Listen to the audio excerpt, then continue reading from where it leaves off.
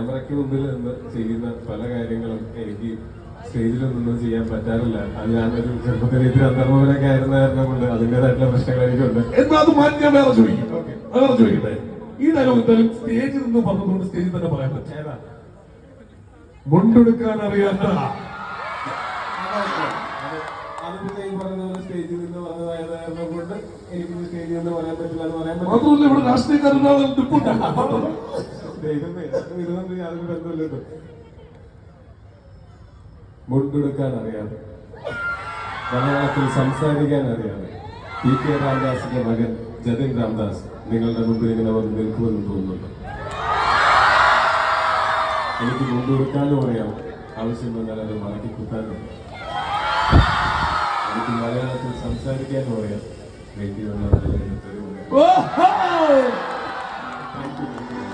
ഇതല്ലേ നമുക്ക് വേണ്ടിയിരുന്നേ.